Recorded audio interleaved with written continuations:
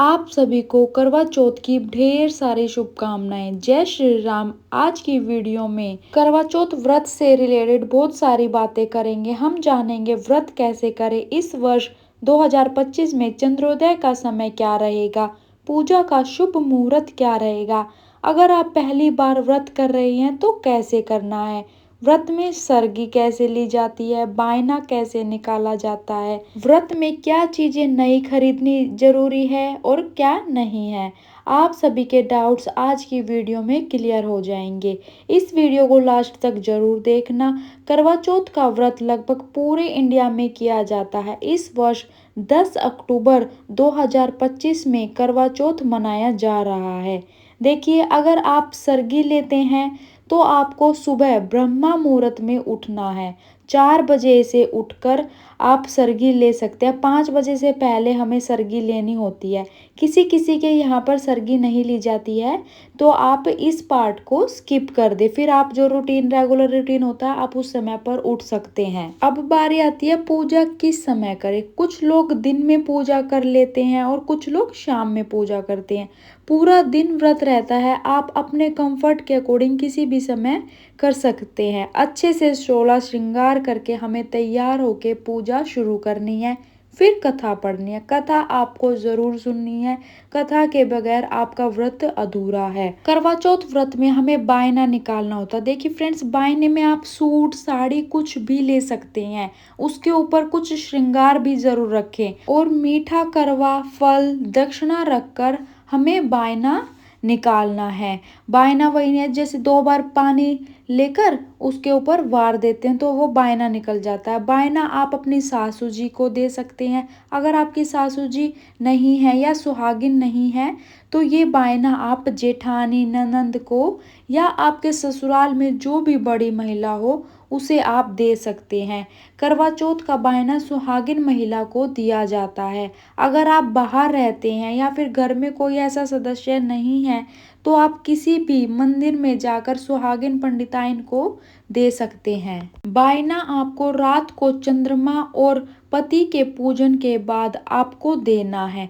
अगर आप उसी दिन नहीं दे सकते हैं तो आप बायने को मिनस कर रख सकते हैं। जब भी आप अपनी सासू के पास जाओ तब भी बायना दे सकते हैं। अब बात आती है व्रत कैसे करें। देखिए फ्रेंड्स, कुछ लोग निर्जला व्रत करते हैं।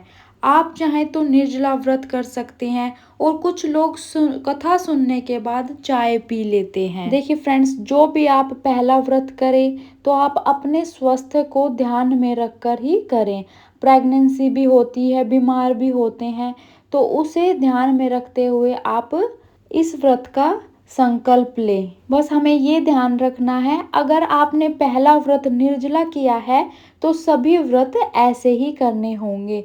अगर आपने चाय पानी पीकर व्रत किया है तो आपको सभी व्रत चाय पानी पीकर ही करने हैं। और फ्रेंड्स, जो प्रेग्नेंट होते हैं और जो बीमार होते हैं उनको कोई दोष नहीं लगता है, वो फल, जूस वगैरह ले सकते हैं। इस बात से बिल्कुल बेफिक्र रहिए।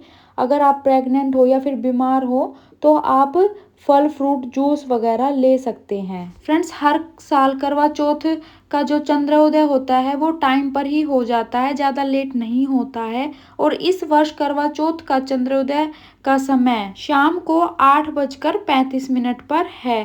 थोड़ा बहुत आगे पीछे हो सकता है आपके स्टेट के अकॉर्डिंग, है ना। बादल वगैरह हो कहीं पे तो वहाँ पे छुप सकता है, लेकिन टाइमिंग यही दी है। अब काफ़ी क्वेश्चन ये होते हैं कि करवा चौथ के लिए नई थाली, छलनी लेनी ज़रूरी है। देखिए, अगर थाली छलनी खराब नहीं हुई है तो आप उसी थाली को यूज़ कर सकते हैं। ऐसे ही अगर करवा चौथ माता की आपके पास फोटो फ्रेम है तो आपको हर साल ये लाने की ज़रूरत नहीं होती है। अगर आप कैलेंडर लेके आते हो तो आपको हर साल लेके आना पड़ेगा, क्योंकि वो खंडित हो जाता है, थोड़ा बहुत फट भी जाता है ना, तो वो खंडित हो जाता है।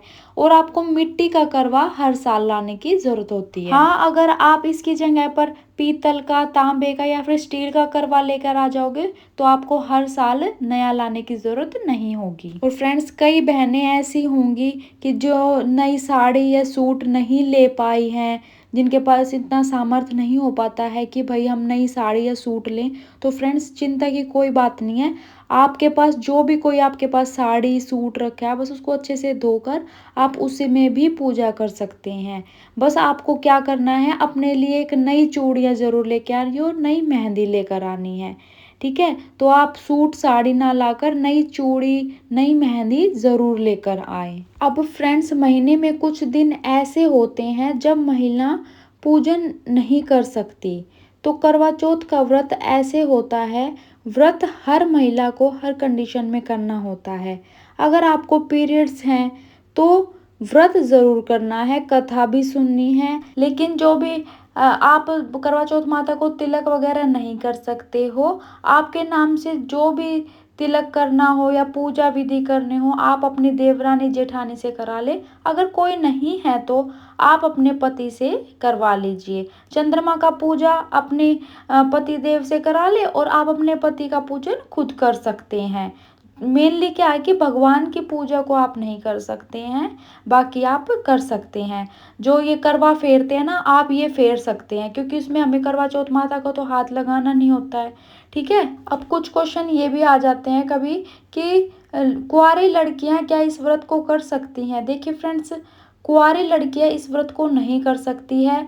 जिन लड़कियों की सगाई एंगेजमेंट हो जाती है ना, शादी से पहले रिश्ता पक्का हो जाता है, तो वो इस व्रत को कर सकती है। या फिर सुहागिन महिलाएं, जब शादी हो जाती है, शादी के बाद जो भी पहला करवा चौथ आता है, तब से इस व्रत को शुरुआत कर सकती है। अब जान लेते हैं हमें पूजन किस समय करना है। देखिए फ्रेंड्स, अगर आप दोपहर में पूजन करते हैं तो आप 10-11 बजे के बाद पूजा कर ले। अगर आप शाम के समय पूजा करते हैं तो आप 5:45 से 7:33 तक पूजा कर सकते हैं। बाकी करवा चौथ का दिन पूरे दिन व्रत होता है, आप किसी भी समय पूजा कर सकते हैं।